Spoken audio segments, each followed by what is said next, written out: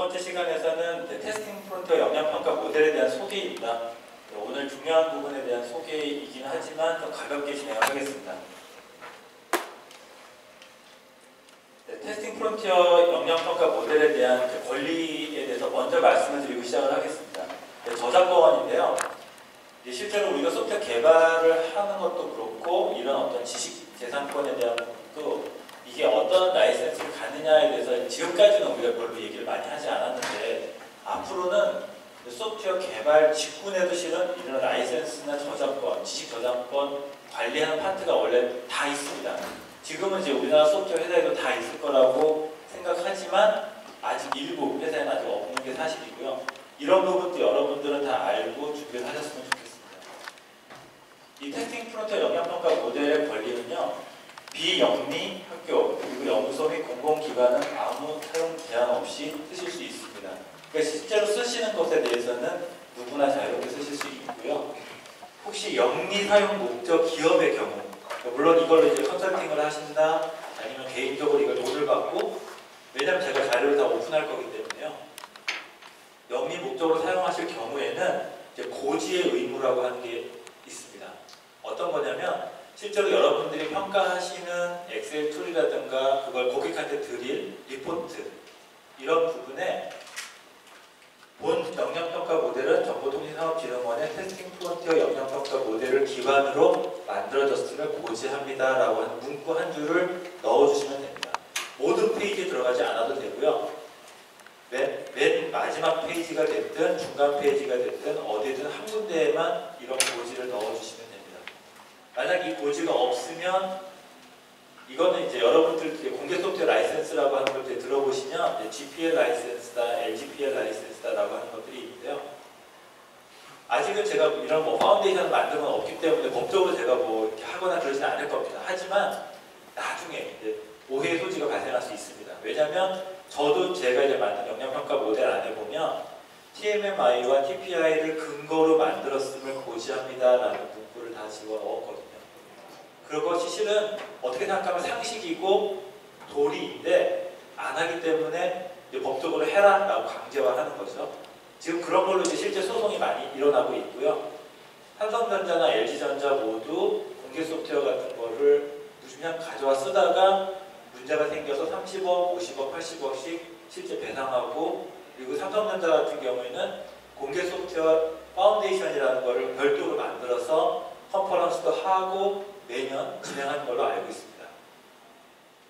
그래서 고지 문구는 영향평가 도구 또는 결과 보고서 내에 표기만 해주시면 되고요. 관련된 문의는 그냥 저한테 해주시면 제가 그냥 이걸 이렇게 하면 된다라고 말씀을 드릴 예정입니다.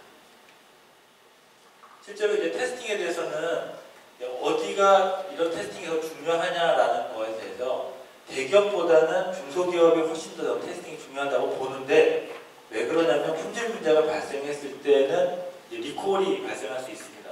우리나라에서 아직까지 소프트웨어 가지고 리콜이 발생한 경우는 없지만 여러분들이 이제 PL법이라고 해서 제조자 책임법이라고 하는 법이 우리나라에서 2010년부터 지금 효력을 내고 있는데요.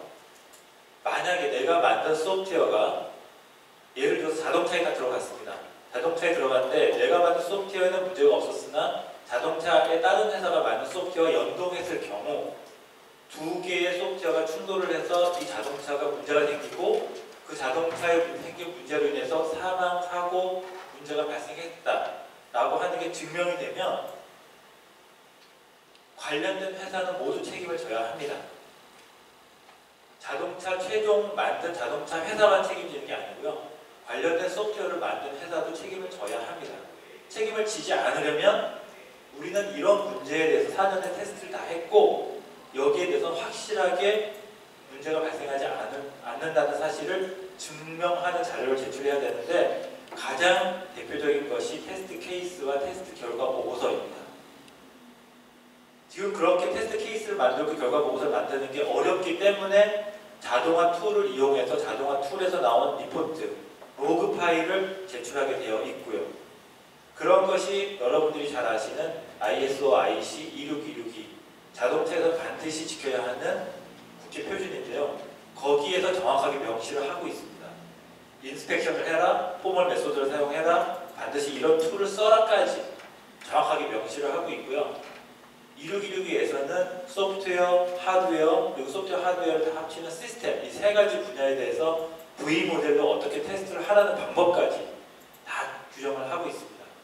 결국 우리는 대기업보다 자금력도 취약한 중소기업의 경우 그렇게 문제가 생겼을 경우에 어떻게 대처할 거냐라고 하는 거죠. 그래서 테스팅을 하는 것이 실은 나중에 생기는 문제를 대비하는 가장 기본적인 위험 관리다라고 이제 말씀드리겠고요. 대기업과 소프트웨어 공학 능력 격차를 극복하기 위해서는 소프트웨어 테스팅을 통한 고품질, 고신뢰 소프트웨어를 만들고 중요한 건 우리 회사에 재직하고 있는 인력에 대한 교육을 소프트웨어 테스팅으로 한 번 더 하는 것이 바람직하다라고 이제 생각하고 있는 것입니다. 그래서 중소 소프트웨어 기업 현실에 맞게 테스팅 역량평가 모델을 만들어내게 되었는데요. 실제 현재 하고 있는 우리 역량평가 심사 대표적인 것이 CMMI, 스파이스, TMMI 물론 TPI를 우리나라에서 도입하고 있는 회사도 있지만 이런 역량평가 방법들은요 대부분 최소 짧게는 일주일, 많게는 열흘 워킹데이 기준 열흘입니다.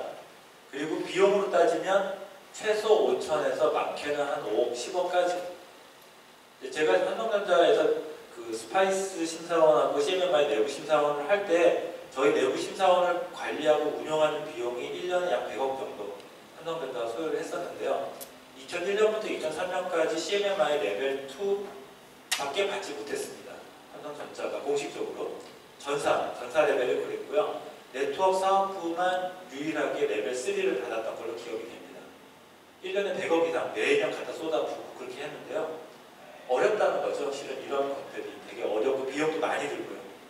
그래서 간단하게 중소기업에서 하루 내지는 몇 시간 만에 할 수 있는 방법이 없을까라는 고민을 했습니다. 적은 비용으로 단기간에 효과를 볼 수 있고 현장의 경험 및 사례를 중심으로 하는 역량평가 모델이 좀 있었으면 좋겠다라는 생각을 했는데요. 제가 만든 이 TCAM 같은 경우는 체크리스트를 가지고 그냥 점검을 합니다. 인터뷰하고 간단하게 하면서 확인하는 정도로 진행을 하고요. 객관적으로 입증이 되어 있는 평가 모델이 기반이 됐으면 좋겠다라고 생각을 해서 TMMI와 TPI를 선택을 했습니다. 실제로 테스팅 프론트 역량평가 모델을 좀 더 설명을 드리면 중소 소프트웨어 기업의 역량평가를 목적으로 만들었다 보니 대기업에는 역량평가 모델, 테스팅 프론트 역량평가 모델을 딱 적용을 하면요 점수가 굉장히 높게 나옵니다. 그래서 제가 만든 건 일단 중소 소프트웨어 기업을 타겟으로 하고 만들었다는 사실을 먼저 말씀드리고요. 기반 평가 모델은 앞서 말씀드렸던 TPI와 TMMI가 기반입니다. 근데 TMMI 같은 경우에 컨티뉴어스 모델과 스테이지 모델이라고 하는 두 가지 형태가 있습니다. 컨티뉴어스는 계속 개선을 하면서 올라갈 수 있기 때문에 현재 몇 월 며칠자 단계로 딱 이 상황에서 레벨 몇이다 라고 정의를 하는데요.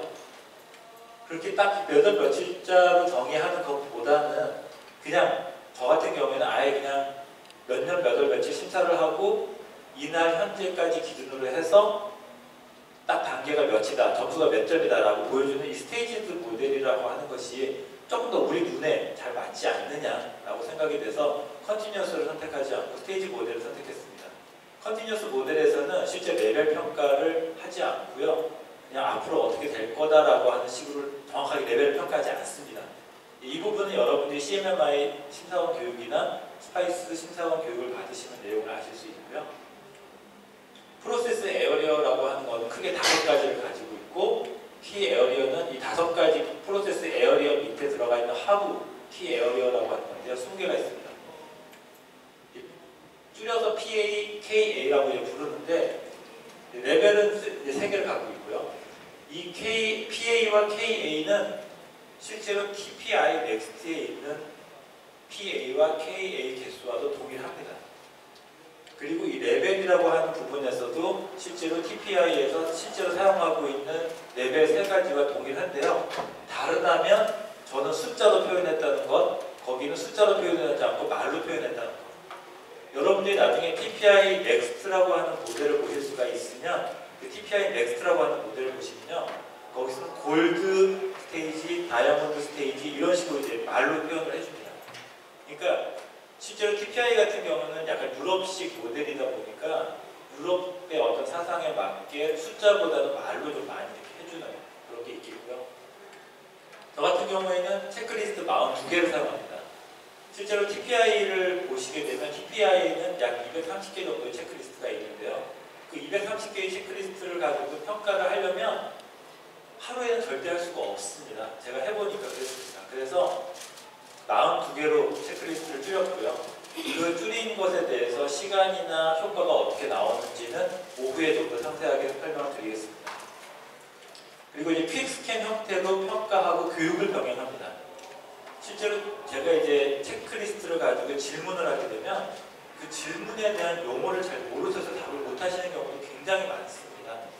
그런 경우에는 용어 하나하나에 대한 설명을 다 해드리는 것이 테스팅 프론티어 역량평가 모델의 교육입니다. 이렇게 해야만 실제로 제가 회사에 꼭 역량을 꼭 평가하겠다 이게 목적인 것이 아니고 회사에서 저의 역량평가를 받으시는 분들이 만족도를 느끼고 아 이렇게 우리가 진짜 뭐 테스팅을 제대로 해야겠구나 라고 느끼게 하는 게 저희 목적이기 때문에 반드시 교육을 하기로 이렇게 만들어 놨고요. 앞으로 여러분들이 이 역량평가 모델을 사용하신다면 반드시 평가를 목적으로 하시는 것도 있지만 평가와 함께 평가를 받으시는 분들한테 교육도 같이 해주시는 것을 꼭 목적으로 해주셨으면 좋겠습니다. 실제로 평가는 반나절에서 하루면 끝나게 되어 있고요. 분석 및 결과 리포트를 작성하는 것이 약 2주 정도 걸립니다. 근데 재밌는 것은 점수가 높은 기업에는 평가 리포트를 작성하는 데는 시간이 적게 걸리고요. 점수가 낮은 곳에는 평가 리포트, 말이 평가 리포트인데요. 거의 가이드에 가깝습니다. 앞으로 어떤 식으로 개선을 하시고 어떤 역량을 보완하셔야 되고 이런 말들을 써야 하다 보니까 점수가 낮은 기업한테 만들어드리는 평가 보고서가 훨씬 더 많은 시간이 소요됩니다.